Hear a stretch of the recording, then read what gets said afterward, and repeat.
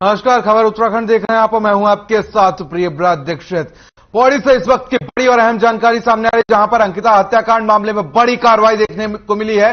राजस्व उप निरीक्षक वैभव प्रताप सिंह को निलंबित किया गया है। जिलाधिकारी ने यह निलंबन का आदेश जारी किया है। लापरवाही बरतने को लेकर यह बड़ी कार्रवाई की गई है। अंकेश्वर तहसील में तैनात है वैभव प्रताप सिंह एसडीएम को दिए गए प्रारंभिक जांच के निर्देश। बड़ी अपडेट पौड़ी से सामने आई है, जहां पर आपको बता दें कि अंकिता हत्याकांड मामले में बड़ी कार्रवाई देखने को मिली है। राजस्व उप निरीक्षक वैभव प्रताप सिंह को निलंबित कर दिया गया है।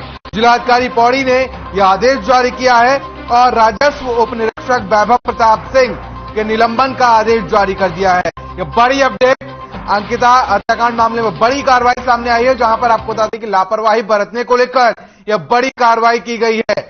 तो यह आदेश देख सकते हैं आप अपनी टेलीविजन स्क्रीन पर, जिसमें आपको बता दें कि राजस्व उप निरीक्षक वैभव प्रताप सिंह को निलंबित कर दिया है। अंकिता हत्याकांड मामले को लेकर बड़ी कार्रवाई देखने को मिली है। पौड़ी से खबर है, जहां पर राजस्व उप निरीक्षक वैभव प्रताप सिंह को निलंबित कर दिया गया है। चलिए, देहरादून से एक बड़ी जानकारी सामने आ रही है, जहां पर आपको बता दें कि सीएम पुष्कर सिंह धामी ने स्वच्छता गौरव सम्मान कार्यक्रम में स्वच्छता दूतों को सम्मानित भी किया है। इस अवसर पर पीएम स्वनिधि के लाभार्थियों और निबंध चित्रकला प्रतियोगिता में विजेताओं के बच्चों को आपको बता दें कि सम्मानित किया गया। इस दौरान सीएम पुष्कर सिंह धामी ने प्रदेश के स्वच्छता दूतों का आभार व्यक्त किया है। साथ ही उन्होंने कहा कि इनकी संकल्प शक्ति और प्रयासों से राज्य में स्वच्छता का एक नया अध्याय लिखा है और ये प्रदेशवासियों के लिए गर्व की विषय है। इसके साथ ही उन्होंने कहा कि स्वच्छ सर्वेक्षण 2022 में हमारे शहरी क्षेत्र के 4 निकायों को 1 अक्टूबर को राष्ट्रपति सम्मानित करेंगे। वहीं उन्होंने कहा कि स्वच्छ भारत मिशन ग्रामीण के तहत भी उत्तराखंड राज्य के 6 विभिन्न श्रेणियों में पुरस्कार जीते हैं।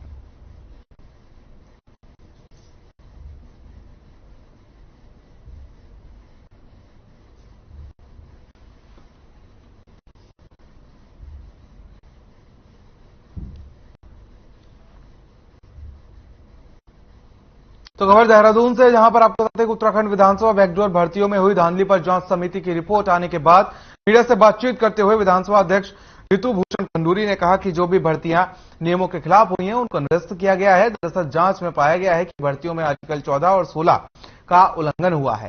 रितु खंडूरी ने मीडिया को जानकारी देते हुए बताया कि उन्हें नए विधानसभा सचिव की तलाश है, जो कि विधानसभा के संबंधित सभी कामों को सही तरीके से कर सके और विधानसभा का सही तरीके से संचालन हो सके।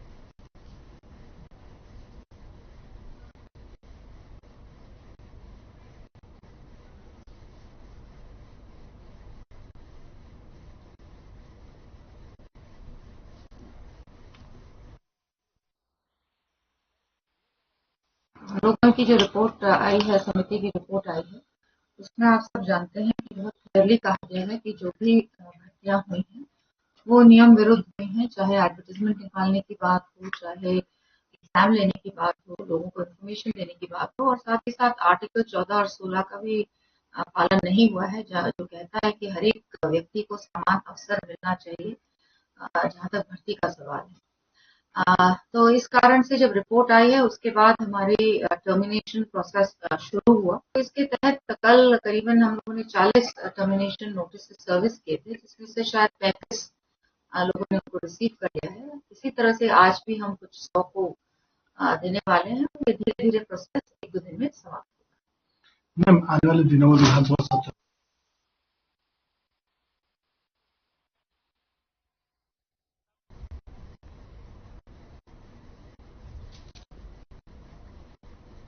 खबर देहरादून से है, जहां आपको बता दें कि बीजेपी ने संगठनात्मक रूप से 5 जिलों का विस्तार करने के बाद से संगठन पदाधिकारियों को जिले की जिम्मेदारी सौंपने की कवायद में लग गई है। आपको बता दें कि पार्टी के संगठनात्मक 14 जिले थे, जिसे बढ़कर 19 कर दिया गया है। वहीं प्रदेश महामंत्री आदित्य 19 संगठनात्मक जिलों में पदाधिकारियों की टीम भेजी गई थी। पार्टी के वरिष्ठ नेताओं ने की राय जानने के लिए इनमें 16 जिलों की रिपोर्ट आ चुकी है। तो वहीं बाकी बचे 3 जिलों की रिपोर्ट आनी बाकी है और जल्दी रिपोर्ट आने के बाद पदाधिकारियों की नियुक्ति की जाएगी।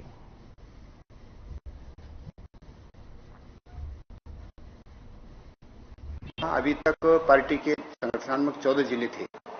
5 जिले संगठन की दृष्टि से बढ़ाए गए हैं। अब 19 जिले पार्टी के हैं। 3 जिलों में वैसे सभी 19 जिलों में पार्टी ने वरिष्ठ पदाधिकारियों की टीम भेजी थी राय जानने के लिए स्थानीय पार्टी के नेताओं की। 16 जिलों से राय लेकर के आ गए हैं हमारे वरिष्ठ नेता। 3 जिलों में 2-4 दिन के भीतर सभी से राय आ जाएगी। तो अल्मोड़ा से खबर है जहां पर आपको बता दें कि अनुसूचित जनजाति शिक्षक संघ का प्रांतीय अधिवेशन का सांसद अजय टमटा ने शुभारंभ किया है और इस पर आपको बता दें कि सम्मेलन में प्रदेश भर से शिक्षक शामिल हुए। बता दें कि अधिवेशन में शिक्षकों को शिक्षा की नीतियों में शामिल करने के साथ सरकार बैकलॉग पदोन्नति के मामले में शांत है और वहीं इस मामले में सांसद अजय टमटा ने कहा कि इन समस्याओं को लेकर प्रदेश सरकार से बातचीत की जाएगी।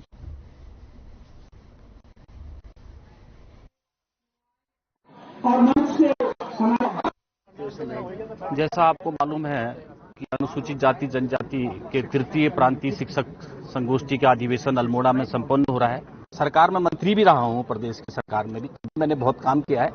आने वाले समय के अंदर भी समस्याएं आज अभी हमको देंगे, उसके समाधान के लिए सरकार पूर्ण पर आगे बढ़ेगी। क्योंकि इस कार्यक्रम में मुख्यमंत्री जी ने पहले हामी भरी थी, क्योंकि अचानक उनके कार्यक्रम आज दिल्ली में है और इसलिए मेरे को भी दिल्ली जाना है इस कार्यक्रम के बाद। सरकार तक हमारी जो मुख्य समस्या है अनुसूचित जाति जनजाति शिक्षक संगठन की, आज आप लोग देख रहे हैं ये शिक्षक पूरे उत्तराखंड से यहाँ पर पहुंचे हुए हैं। हमारी एक प्रमुख मांग है कि सरकार से कि अनुसूचित जाति और जनजाति के शिक्षकों को ब्लॉक स्तर और प्रदेश स्तर और मंडल स्तर और जनपद स्तर जो हमारी शिक्षा से संबंधित समस्याएं होती हैं, शिक्षा के बारे में जो नीति निर्धारण किए जाते हैं, प्रमुख मांग हमारी ये है कि हमारे अनुसूचित जाति जनजाति शिक्षक संगठन के पदाधिकारियों को भी वहां पर बुलाया जाए।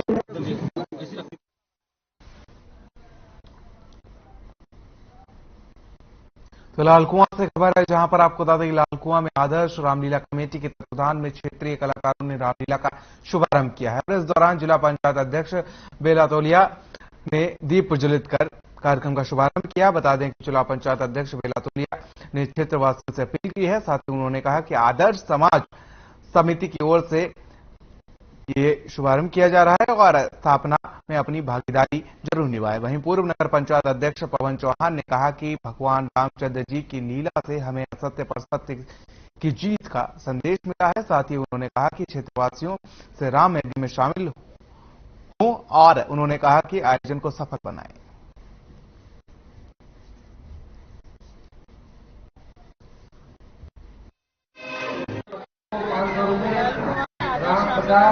लक्ष्मण 50, भरत जी को 50, शत्रुघ्न जी को 50, सीता जी को 50, हनुमान जी को 50, रावण जी को 50, विभीषण को 50, कुंभकर्ण को 50, मेघनाथ को 50 पारितोषिक दिया गया है। चरित्र मानस के हिसाब से तुलसी जी ने जो लिखा, समाज में एक भाईचारा, एक राजज्ञा, एक राजा का प्रजा के साथ इतना बड़ा उसमें मार्मिक है। यदि उनके आदर्शों पे चला जाए तो समाज में किसी भी प्रकार का कोई कष्ट नहीं होता और उनके बताया मार्गों पर चलने का प्रयास करके सीखते कुछ शिक्षा ले। इसलिए हम 10 दिन 12 दिन की रामलीला का जो मंचन होता है उससे हम सीखते हैं और नवरात्रे शुरू हुए हैं। मेरी सबसे पहले तो ये महान जनता जो क्षेत्र की जनता है इनसे नवरात्रियों की और रामनवमी की भगवान राम का ध्यान करें और उनका अनुसरण करें, अपने जीवन को धन्य करें। उनको बधाई देता हूँ, शुभकामनाएं देता हूँ। द्वारा रामलीला का प्रारंभ हुआ है। इसमें हमारे जिला पंचायत जिला की प्रथम नागरिक है जिला जी के द्वारा हुआ है। सब लोग भगवान से राम से सीता जी से ये मनाते हैं कि हमारे लाल कुआं के समृद्धि दे और लाल कुआं में कोई आपत्ति से बचाए।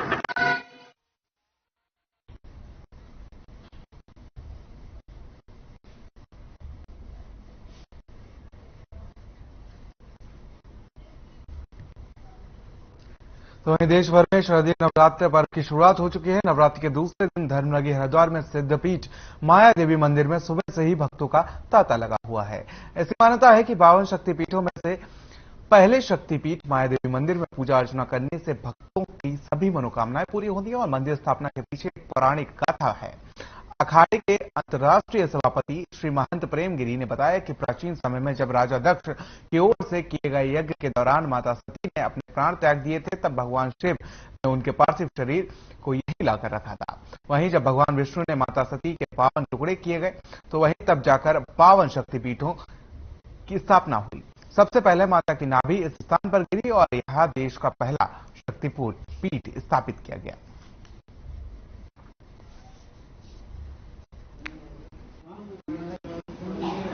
कि हजारों वर्ष से नागा सन्यासी पूजा करते चले आए हैं। इसका बहुत साल लंबा इतिहास है।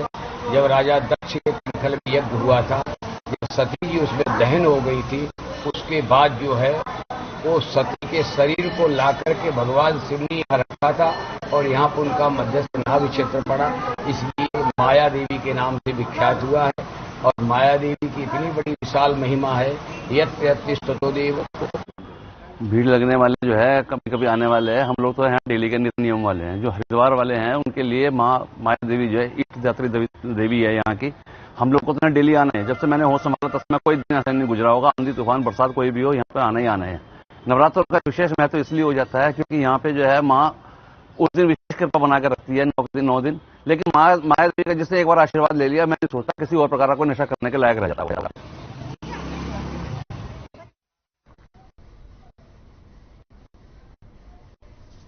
तो खबर हरिद्वार से है, जहां पर आपको बताते हैं कि आचार्य बालकृष्ण ने नेहरू पर्वतारोहण संस्थान के साथ मिलकर गंगोत्री ग्लेशियर के आगे 6000 मीटर से ऊपर हिमालय की 3 चोटियों को फतेह कर दिया है और इन 3 चोटियों पर अभी तक कोई भी इंसान नहीं पहुंच सका है। साथ ही आपको बता दें कि बीती 14 सितंबर को उत्तराखंड के मुख्यमंत्री पुष्कर सिंह धामी और योग गुरु बाबा रामदेव ने हरी झंडी दिखाकर गंगोत्री से उनके इस अभियान की शुरुआत की थी। अभियान को पूरा करने के बाद पतंजलि विश्वविद्यालय पहुंचे आचार्य बालकृष्ण का जोरदार स्वागत किया गया। उन्होंने बताया कि वे हिमालय की चोटियों से 500 से ज्यादा आयुर्वेदिक जड़ी बूटियों की खोज करके आए हैं।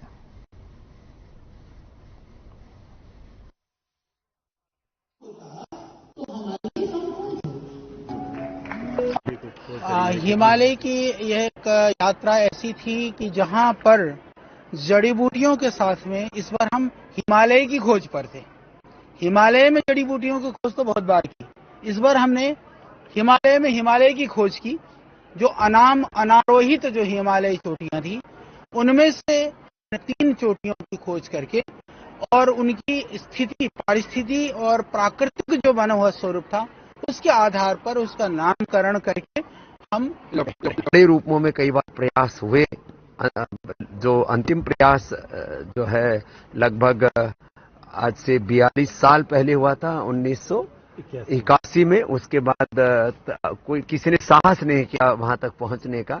वहां श्रद्धाचार्य श्री के नेतृत्व में, हमारे अमित बिष्ट जी जो कर्नल साहब हैं, इनके नेतृत्व में यह जो कार्य संपन्न हुआ, यह अपने आप में हिमालय के परिप्रेक्ष्य में कहो या पर्वतारोहण के परिप्रेक्ष्य में कहो या तो मानव पदचिन्हों से अभी जो वंचित भूमि थी, जहां पर मानव अभी तक पहुंचा नहीं था, उस स्थान पर पहुंचने का यह उपक्रम और पराक्रम था।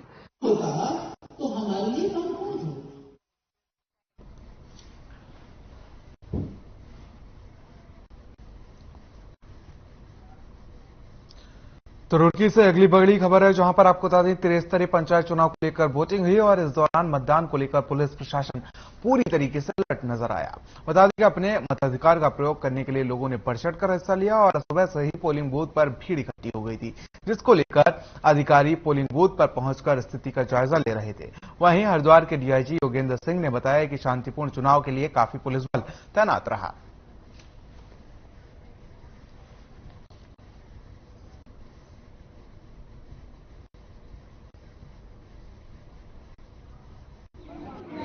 आज दिन भर मैं और अन्य प्रशासनिक अधिकारी, पुलिस अधिकारी सब क्षेत्र का भ्रमण लगातार कर रहे थे और लगभग सभी जगह शांतिपूर्ण मतदान चल रहा है और लगभग कई जगह तो अच्छे परसेंटेज हुआ है, मतलब 70-75% से भी ऊपर मतदान हुआ है और सब कुछ अभी अच्छे चल रहा है।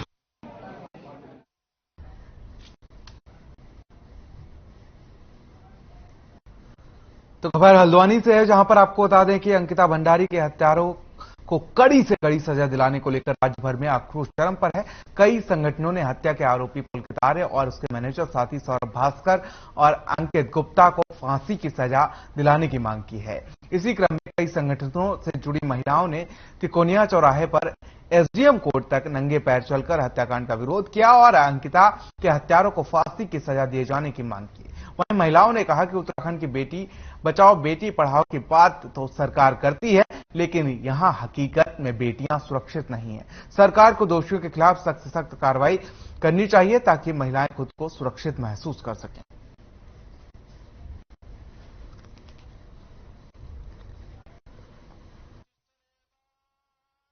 देखिए, जिस तरह से हम देख रहे हैं कि अंकिता के साथ कितना बुरा सलूक हुआ है और हमें पता है कि ये किन लोगों ने किया हुआ है, तो यहाँ आज सभी महिलाओं ने सोचा था कि हमें हल्द्वानी में जो उनके हत्यारे हैं उसको फांसी दिलाने के लिए हमें यहाँ पर एक प्रदर्शन करना चाहिए। हम चाहते हैं जब सामने सामने दिख रहा है कि किन लोगों ने हत्या की है, किस तरह से कौन कौन लोग शामिल रहे हैं, तो उनको सीधे 1 महीने के अंदर आप सीधे उनको फांसी की सजा क्यों नहीं सुना रहे। अभी अंकिता हत्याकांड हुआ है गढ़वाल में, श्रीनगर में, जो हमारी एक गरीब लड़की जॉब करने के लिए गई थी और उसको बेरहमी से उसकी हत्या कर दी गई। उसके विरोध में ही हम लोग आज यहाँ पर आए हुए हैं और इसको हम ये चाहते हैं कि जो इनके आरोपी हैं, जो इनके हत्यारे हैं, उनको फांसी मिले, मतलब कड़ी से कड़ी सजा मिले, उनको ऐसी सजा मिले कि अगर दूसरा ऐसा काम करना चाहे तो उसकी रूह कांप जाए।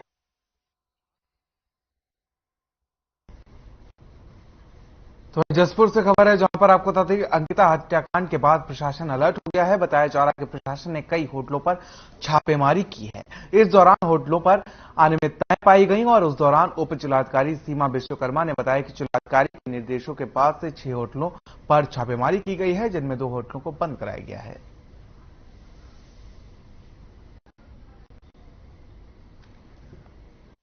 महोदय के निर्देश में हमारे द्वारा जो जसपुर के सारे होटलों की चेकिंग की गई थी, जिसमें कि कुछ होटल ऐसे थे कि जो संदिग्ध प्रतीत हो रहे थे, तो उनकी रिपोर्ट डीएम सर को भेज दी जाएगी, क्योंकि इसके बाद एक संयुक्त टीम के द्वारा उसमें इंस्पेक्शन किया जाएगा और जो भी संदिग्धता हमको पाई गई थी उसकी पुष्टि की जाएगी। और अगर हम लोग नंबर की बात करें तो कम से कम हमारे द्वारा 6 या 7 होटल की थी और एक खास बात ये मिली कि यहाँ पर टूरिज्म डिपार्टमेंट में किसी का भी रजिस्ट्रेशन नहीं था।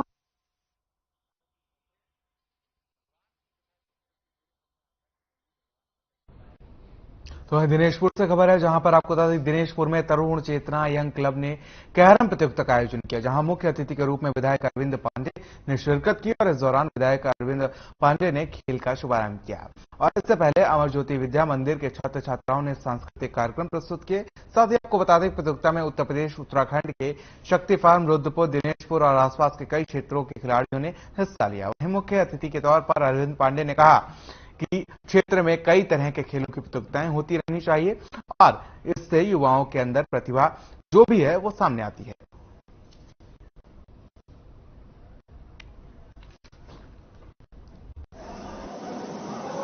से राज्य स्तरीय कैरम बोर्ड प्रतियोगिता का शुभारंभ आज हो रहा है। निश्चित ही इस इलाके में ऐसा आयोजन पहली बार हो रहा है और खेल एक ही नहीं, कई प्रकार के खेल होने चाहिए जिससे कि प्रतिभाओं को एक अच्छा प्लेटफॉर्म मिलता है।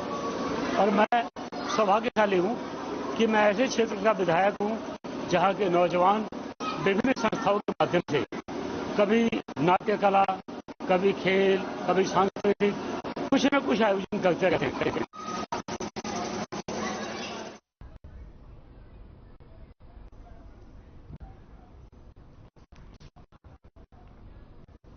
तो उत्तराखंड के किक्षा में पोषण माह के तहत राजकीय बालिका इंटर कॉलेज में सांस्कृतिक कार्यक्रम का आयोजन किया गया और इस दौरान जीजीआईसी की छात्राओं ने तमाम सांस्कृतिक कार्यक्रम प्रस्तुत किए। बाल विकास विभाग के सचिव श्रीनिवास ने छात्राओं का उत्साह बढ़ाते हुए उच्च शिक्षा ग्रहण कर अपना और अपने देश का नाम रोशन करने का आह्वान किया। छात्राओं से खान पान पर विशेष ध्यान देने की अपील की गई। वहीं उन्होंने कहा कि शरीर स्वस्थ होगा तो छात्राओं का दिमाग भी स्वस्थ होगा और छात्राएं आगे चलकर अपने माता पिता का नाम रोशन करेंगी। बता दें कार्यक्रम के दौरान छात्राओं ने कुमाऊनी, गढ़वाली, पंजाबी नृत्य प्रस्तुत किया और मासिक धर्म स्वच्छता पर नुक्कड़ नाटक का सुंदर प्रस्तुति दी गई। वहीं ब्रिटानिया फाउंडेशन की ओर से विजयी प्रतिभागियों को पुरस्कार भी दिया गया।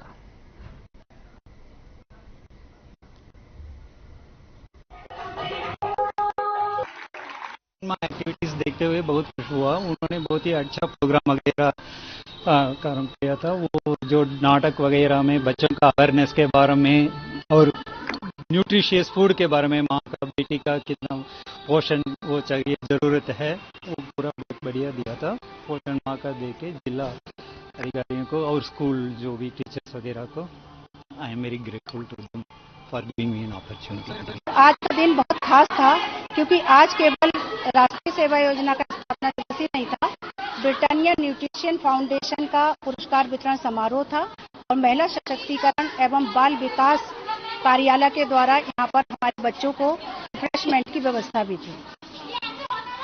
हमारे जो मुख्य अतिथि थे वो सचिव बाल विकास परियोजना थे और हमारे जो विशिष्ट अतिथि थे वो मुख्य विकास अधिकारी। शिक्षा में पोषण माह मनाया जा रहा था और जो है एनएसएस का स्थापना दिवस, इसमें चीफ गेस्ट जो बने थे मुख्य अतिथि वो बाल विकास परियोजना के सचिव भारत सरकार थे और विशिष्ट अतिथि जो थे उदय प्रताप सिंह का कार्यक्रम अधिकारी उधम सिंह नगर को बनाया गया था और जिसमें कि बच्चों को विभिन्न जानकारी दी और बताया गया कि एनएसएस जो है युवा शक्ति के विकास के लिए हुआ है।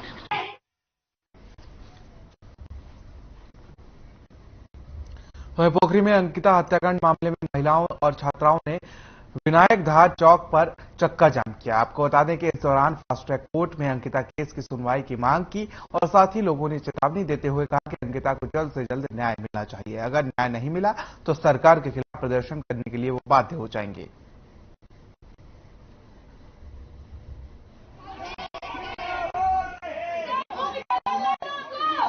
विद्यार्थी परिषद द्वारा बहन अंकिता के अत्याचार, निर्मम हत्या के परिप्रेक्ष्य में जन जागरूकता रैली निकाली गई, जिसमें विद्यार्थी परिषद की मांग है कि देवभूमि के उन हत्यारों को फांसी की सजा हो।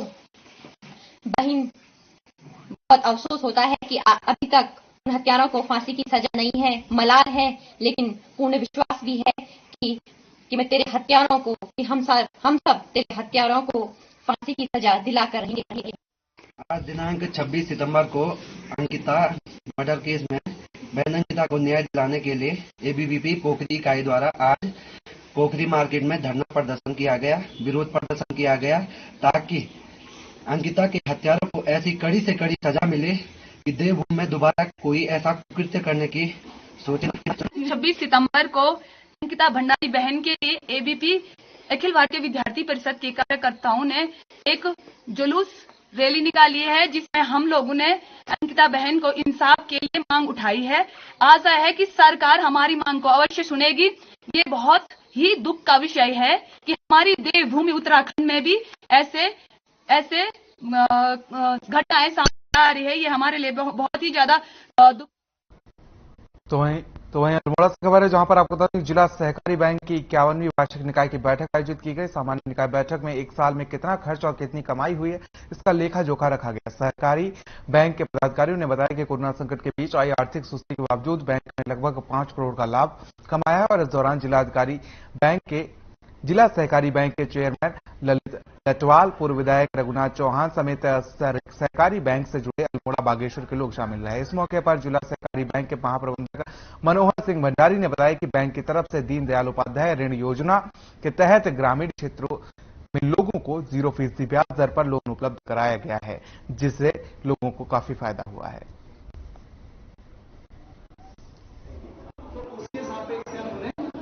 आज 51वीं वार्षिक सामान्य निकाय की बैठक यहाँ पर संपन्न हुई। अल्मोड़ा जिला सहकारी बैंक अल्मोड़ा और जनपद बागेश्वर में अपनी 31 शाखाओं के माध्यम से और 95 बहुउद्देशीय साधन सहकारी समितियों के माध्यम से ग्रामीण अंचलों में बैंकिंग सुविधाओं का लाभ दे रहा है। इसी के साथ साथ केंद्र और राज्य सरकार की जितनी भी योजनाएं हैं उनका इम्प्लीमेंटेशन हम अपनी शाखाओं के माध्यम से यहाँ पर करवा रहे हैं।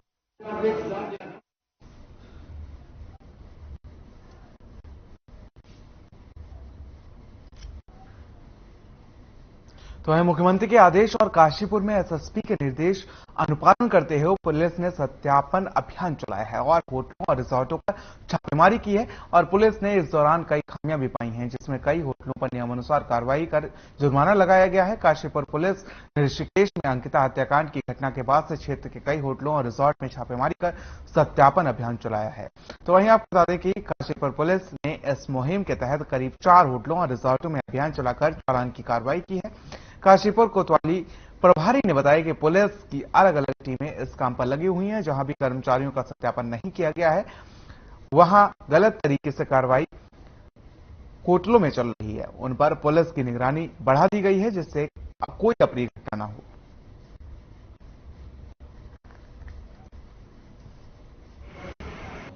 हमारे वरिष्ठ पुलिस अधीक्षक महोदय के निर्देश पर हम लोगों ने कल एक अभियान चलाया जिसमें हमारे द्वारा थाना क्षेत्र में रिजॉर्ट्स और जो होटल बने हुए हैं उनका वेरिफिकेशन, उनमें रहने वाले लोगों का वेरिफिकेशन के संबंध में जानकारी की गई।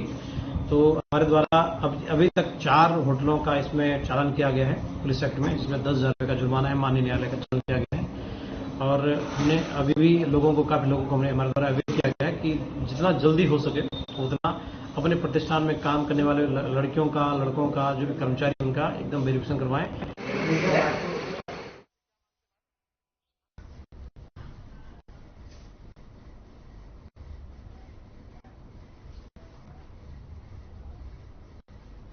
तो अंकिता मामले को लेकर उत्तराखंड की सियासत में आरोप प्रत्यारोप का दौर लगातार जारी है। जहां एक तरफ कांग्रेस का आरोप है कि इस मामले में सही पैरवी नहीं की गई है, वहीं जिसकी वजह से अंकिता की जान चली गई। वहीं दूसरी ओर सीएम पुष्कर सिंह धामी ने दोषियों के खिलाफ कड़ी कार्रवाई करने के निर्देश दिए हैं और इसके साथ ही अब बीजेपी के कई मंत्री अंकिता के घर वालों से मिलने के लिए पहुंच रहे हैं, उन्हें सांत्वना दे रहे हैं। वहीं उत्तराखंड बीजेपी महिला मोर्चा प्रदेश अध्यक्ष आशा नौटियाल अभी तक परिवार से मिलने नहीं गई हैं। उन्होंने कहा कि हम मीडिया और सोशल मीडिया के माध्यम से अंकिता के परिवार को लगातार सांत्वना देने का काम कर रहे हैं।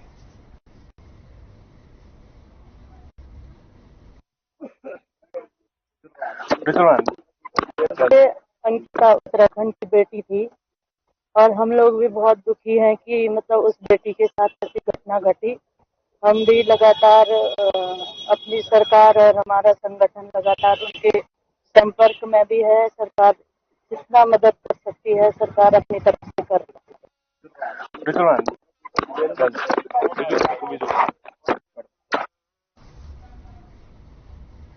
तो इस बुलेटिन में फिलहाल मेरे साथ इतना है। मुझे दीजिए इजाजत। नमस्कार।